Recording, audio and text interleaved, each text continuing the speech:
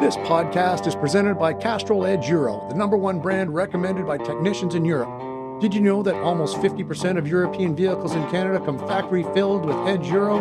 Offer better oil. Offer your customer Castrol Edge Euro. Questions? Contact your local auto parts distributor or Wakefield Territory Sales Manager or customer service at 1-800-268-5339.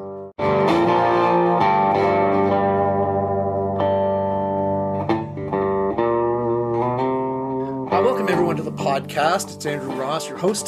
Today with me is the president of Bestbuy Distributors, really storied organization within the Canadian aftermarket. Nick Brunet is, again, ahead of, I guess we're 70 plus years in the aftermarket, but not quite so many years for you, right, Nick? That's true. So it's been a year and about a couple months now. So I wouldn't say I'm new to the industry. I'm new to the aftermarket and the distribution side. But before that, I spent many years at 3M. So I've always been in the industrial realm, but aftermarket is new for me. A little bit more experience on the collision side of the business, I'd have to say. So and then on the actual automotive manufacturing side. So I've dealt a lot with the Fords and the GM of the world on the, we'll say, the front facing, so the specification side of automobile building. So you'd have to say kind of OE more than aftermarket. But glad to be here. It's been a very quick year. Things turned quite quick. There's a lot of great projects that we embarked on, and couldn't be happier to be with a company that's been around and a stalwart for the Canadian aftermarket for so many years. So Yeah. I mean, it goes back to, obviously many years and a lot of history in the Canadian aftermarket, and has a kind of an identity all its own. I think it's fair to say, and all that. But we'll get to that kind of part in maybe a minute or so. But when you look at, as not a newbie to the aftermarket, really. I mean, not to automotive anyway. I mean, if you've been working on the collision side, you've certainly been aware of what's going on, and working with others, you'll be aware of what's going on landscape, and certainly over the last year, probably in a pretty intense, learning curve. But what do you see as the major factors, affecting the way that the Canadian automotive aftermarket is going to play out over the next few years? I think we can. I guess number one is talking about the consolidation in the market. So we can bring that elephant in the room quite quickly and discuss about it. So for us, we're well positioned as an independent and a shareholder owned company, and our shareholders are our jobbers. So the jobbers are out there in the market, but they're also our owners of our company. So we are certainly staunchly independent. So we don't want to tell our shareholders what to do. We like to guide them and give them information, but ultimately they're in control of their own destination and their own successes. We're there to assist that. So with consolidation, we've seen quite the shift of people coming and jobbers coming into the Best Buy world because they don't want to maybe be told what. And this is generational business. It's been built for tens and 20s and 30s of years, where daughters and sons have taken over the business now. They want to keep driving that legacy of that brand, that family brand in their local cities, and they don't want to be maybe directed differently. So we're seeing an influx of potential new shareholders and of new shareholders coming into Best Buy due to that consolidation. So where we thought at one point it could be, there's some sort of risk there with consolidation, we're actually seeing the benefits of it. That, coupled with the fact that Canadians are keeping their cars longer, it's harder to get into a new car. We obviously had the shortages during the COVID years of new cars, and then we had an influx of used cars as well. That we're seeing the benefits of that now, where the new car sales slowed, and so now we're getting the repairs in a little bit more in the aftermarket segment. So, I mean, ultimately for us, it's a great industry. Aftermarket is going to be around forever, quite frankly. Whether we move into hybrids, whether we move into EVs, there's always going to be a market for us to be able to repair vehicles, regardless of the engine type that is fueling that vehicle. So we're well positioned. The market's growing about 3% year over year, which is a really nice growth for a really foundational industry in Canada. So we're just benefiting from the consolidation. We're benefiting from our different approach to market. And right now, I think we're well positioned to have not only a very strong 24, but a really strong 25 as well. Right. Yeah. Listening to you talk about, the positioning of Best Buy within, consolidating aftermarket leads me to think of I guess one of the, it's a lesson, folks keep learning over and over again, which is, different courses for different horses, right? Not the same solution for everybody. There's certainly lots of folks that are happy in their environment of other organizations, but are looking for, something that fits with how they'd like to see their Absolutely. business, right? I mean, we have great competitors in the Canadian aftermarket space. Um, I have nothing but respect for all of them. I think how they operate, I learn a lot from them. So as I look at and I study, I certainly enjoy and appreciate our competition in our market. We just have something that's completely different than everybody else. So if we talk about competition, there are competitors for sure, but we're in another space to where we reside. We're very happy to be in this space. We're very proud of where we are. When we talk about family, we just had buy and sell about a month ago. When we get together as a group, and now 70 plus shareholders, it's you can truly feel it. And our new shareholders coming in said they didn't really believe it. They didn't believe that this was really a family. And until they get into that environment where people truly care for one another. If I'm in Vancouver, I can pick up the call and phone somebody in Halifax and have a conversation with them about trends, about inventory, and they will help each other out because they truly care for one another, which is, I'm not saying it's not like that everywhere, but for us, it's something that I truly believe is one of our strongest points is that we want to not only help the new generation coming into our aftermarket, into the jobber stores, because we have a lot of good veteran, well-knowledge jobbers. They're really helping those young second, third generation owners come in and teaching them some of the tricks of the trade, I should say. So it's pretty amazing, and I'm very proud of that from our group. No, for sure. Well, I can, in full disclosure here, my youngest daughter's first aftermarket event was as a babe in arms at a Best Buy event on the West Coast, literally, and she's, almost 11 now. So it's a while Amazing. back.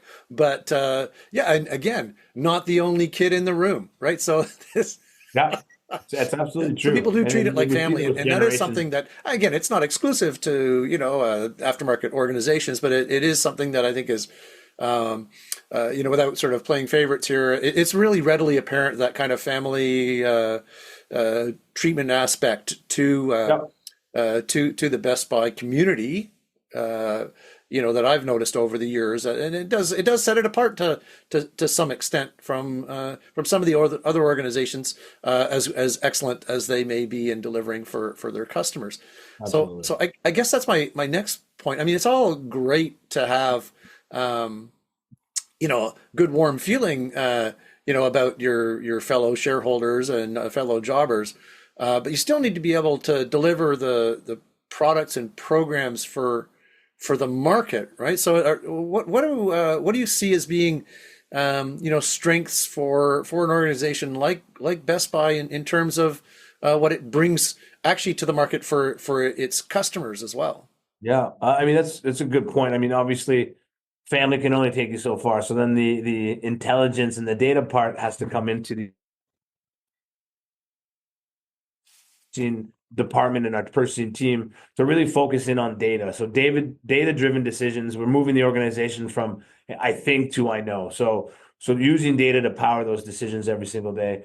We're looking at, the portfolio of products to which we bring to market are not always just exclusive to us, but we try to bring different product portfolio into market. We have a very strong private label brand. So our private label brand is high quality products at really good pricing. So allowing our jobbers to compete in market and knowing that, they're going to be able to give their customers the absolute best product at the best price. That's something that we're really proud on in our brand. And we have a 2025 project to revamp our brand and our look. So we're going to go a little back to old school look in the box, which I think is the new thing. And I truly, after 70 years, we have so many, cool logos that we're going to be able to, rebrand and reposition ourselves in our private label. So, we have to use data, and I go back to data is so important. I think the industry in general is a little bit behind when it comes to data analytics, predictive analytics. we're starting to bring a lot of these components into our day-to-day business. I've challenged the team here across all departments to start automation. So let's look at how we can automate processes, how we can use the data to allow us to make decisions. The aftermarket has been a gut feel business from my perspective. And it's like, well, I think we should do this, and I feel right about it, and often is right, and I wouldn't want to question gut feeling, but data is finite. Data is what we use and we power, but now we have to also make sure they have the right data in the system. So we're having a new whole ERP implementation projects where we're using predictive analytics, but we're also using a higher end system to be able to help us make those decisions. So I think we'll see a transition within our market to more technology decision or data-driven decisions in our industry over the next several years, because we're already quite a bit behind. So, as we catch up, we'll start seeing some efficiencies being built within our value chain, and it's something I'm bringing to the table that I've been used to through manufacturing. Now we're bringing that kind of same philosophy here, and I think it's been working quite well for our shareholders to make sure that we have the right product on the shelf at the right time, that we're controlling our inventories, making sure that we're flowing things through, and proud to say returns have never been higher due to the fact that we're using data. And turning is everything. It's turning inventory for our shareholders is important, but turning inventory for us is even more important as a distribution house. So I have to say we're well positioned to offer new product portfolio. We've ventured into the new caliper side of the business and had tremendous success in the new caliper side. And we're going to continue to push the boundaries a little bit into the aftermarket to offer our jobbers and our shareholders the biggest opportunities to compete in their markets. Sure. How is that? How do you expect that kind of more data-driven approach to play out? For things like your service provider, programs at the garage level and what you offer them. Is there a connection there that we could talk about a little bit? It goes back to, I think, it's a little bit fragmented in our there's different providers and service providers within, and not all of them talk to each other, unfortunately. And so within our own network, we might have 70 shareholders on 70 different platforms. Very difficult for us to have a centralized platform that communicates directly into. So I do think for ourselves as a company, we do have opportunities to consolidate on our systems to have a little bit more balance within our network, to help us communicate easier. What data is happening every fraction of a second. There's data being transferred, and if it takes a week to get a transfer in, that data is already a little bit behind the time. So the decisions that we're trying to make are already maybe a little bit flawed. So certainly some sort of consolidation within the data side of things will be important. But again, to our point, as a truly independent and staunchly independent group, we're not gonna tell our jobbers and our shareholders what to do. They're gonna have to make those decisions based on what they feel is right, and we can only support them in that journey. But certainly, the transfer of data within our industry is a little bit behind because of the fragmentation of systems. Sure. How is this? I'm really interested to hear you talk about the kind of the more data-driven stuff. How is that delivering, or is it? I don't know how far you're into it right now. How well is that having an impact on what you're able to bring to bear for the garages that your shareholders are selling to? What it's allowing our shareholders to do is have.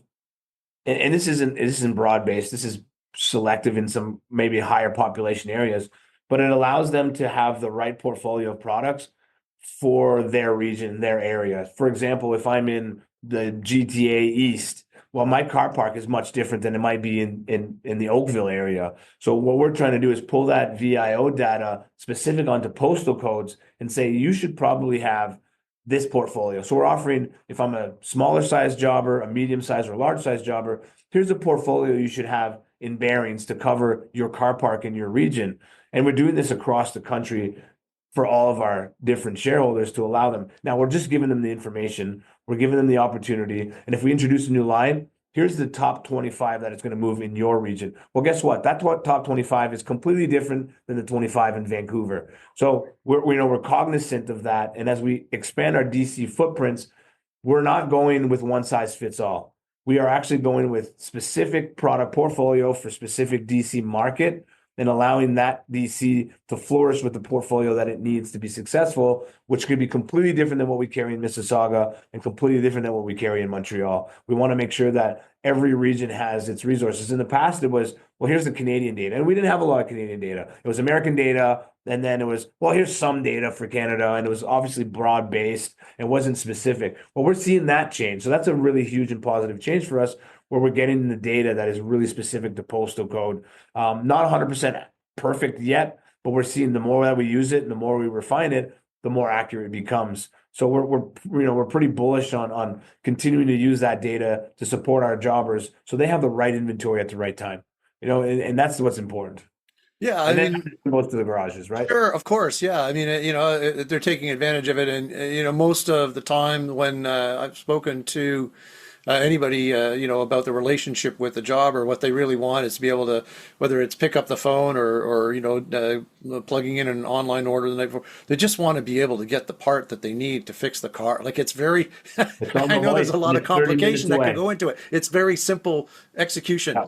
But That. if we think about data, I would like our jobbers one day to be able to go to their best garages and say, in the next 6 months, you'll probably see an influx of X year model car that will be coming through for a wheel bearing repair, and it'll mostly be the wear on the right side.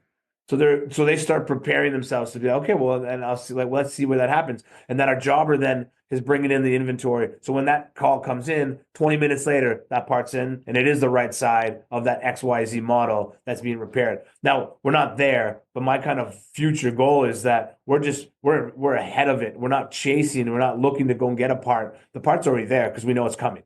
And we know what that car park looks like in that region. So that's kind of where my future goal is that we're just so dialed in with the data that we know what's happening and when it should be, and when that failure should occur. Right, right. Yeah, certainly there's been a lot of conversations about this predictive analytics and obviously there's a lot of horsepower has to go into that Absolutely. to determine what is actually going to fail. But even, you know, just the kind of that disconnect between vehicles in operation and what might be showing up in a given service provider, given garage's bays. We used to talk about just to pull out a name from a couple of conversations I've had. Used to talk about Mercedes like being like diehard to the dealers because Yep. that was the reputation, and that was before they started introducing a lot of more vehicles that were more down market that are now on their second and third owners, and they're now definitely a recognizable part of the automotive aftermarket independence kind of repair fleet, right? Absolutely. Yeah. And that was maybe, yeah, you're right. That wasn't the case many years ago. And it didn't, but now they're also making good cars, not just Mercedes, but in general, the cars are lasting much longer. So I think the average age of a car now in Canada is like 12.3 years. Well, there was a time where you got to 100,000 kilometers and said, well, what am I going to do with this car?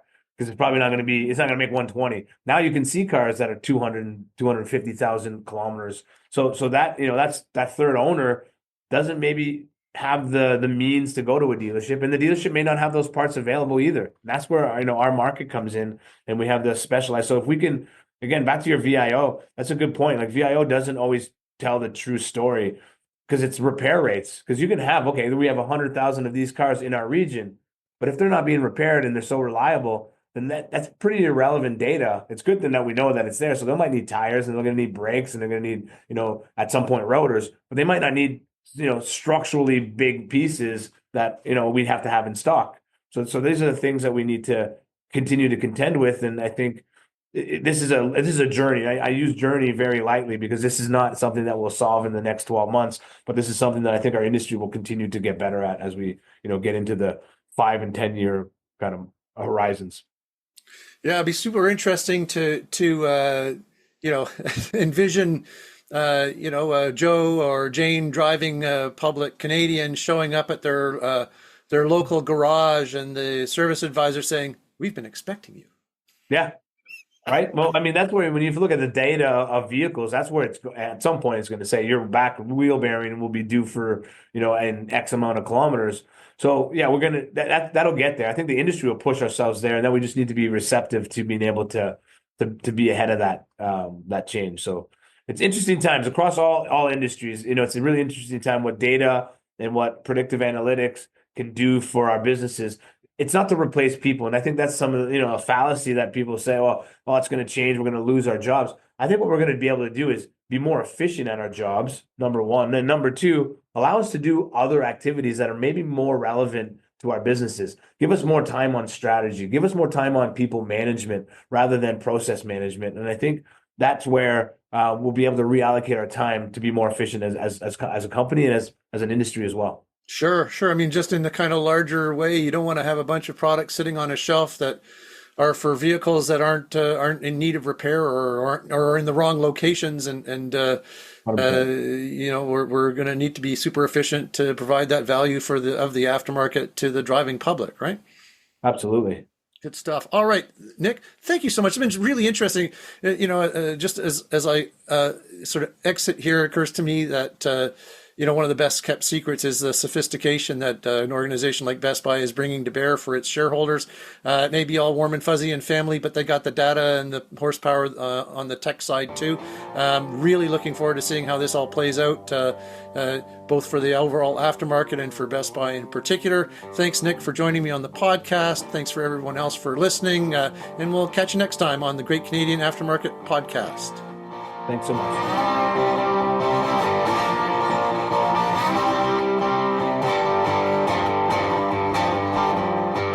You're listening to the Great Canadian Aftermarket Podcast, brought to you by the publishers of Indie Garage and Jobber Nation.